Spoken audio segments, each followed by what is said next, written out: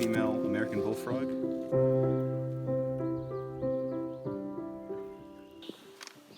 My name is David Mifsud. I'm a herpetologist. I own my own company, Herpetological Resource and Management. We assist with inventory and monitoring of amphibians and reptiles across Michigan and the Great Lakes region.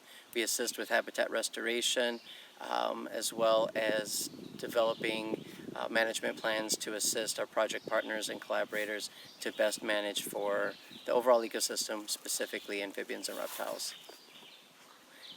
What we're doing here is assisting Grand Traverse Regional Land Conservancy to document amphibians and reptiles as part of their overall assessments to evaluate ecosystem health and assist with habitat restoration. Gotcha. And tell me, from an ecological perspective, why are detailed surveys like this important to have? Sure. So understanding the community composition, knowing what amphibians and reptiles that you have, both groups are considered bioindicators. By knowing these species, it helps give you a sense of the overall ecosystem health. So in places such as this, where we have high community composition, that is, several species are present, it tells us and lets us know that this is an overall high quality ecosystem. That can then be translated to the general public to help demonstrate the value of protection of places like this. Gotcha. And tell me a little bit more about the quality of the habitat. We were out there and you were seeing certain species that are indicators. Tell me about the what it means to you, how you judge the quality of the habitat by the species you find. So we judge the quality of the habitat based on the species that we find, in the sense that certain species are, as we talked about, bioindicators. They are also have various degrees of sensitivity to landscape changes. Some require large mosaics of habitat. Blandings turtles aren't just found in wetlands, they're found in upland habitats. They require multiple different types of wetland habitats. So when you see a blandings turtle on the landscape, a long-lived species, also can live well over 80 years, that lets you know that this animal is persistent on this landscape. It's utilizing several different types of wetlands. When we found the ringneck snake, we know that they specialize in redback salamanders. Redback salamanders have to be present in order for that species to be successful. Finding species like redback salamanders, which we shortly found thereafter, also tells us that the forest community here is of high quality.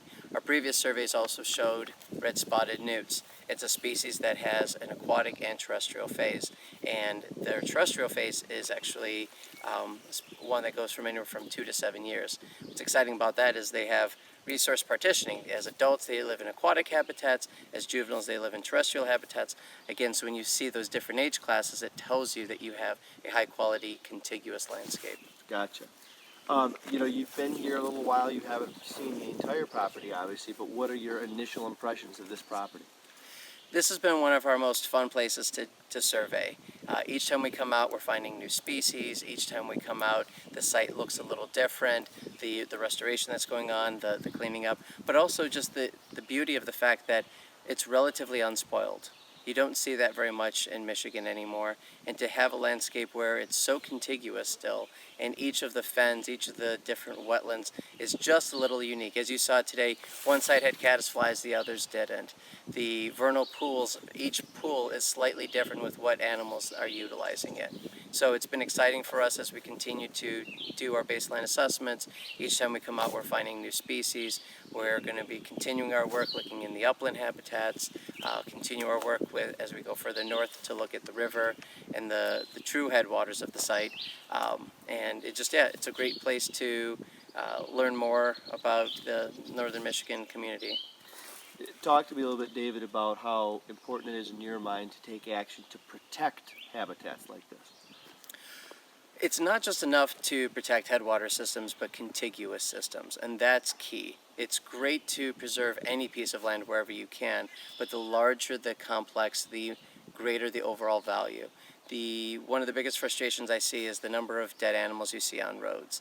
The more fragmented our landscapes are, the more disturbed these landscapes are, the lower our overall quality, but diversity that comes with it.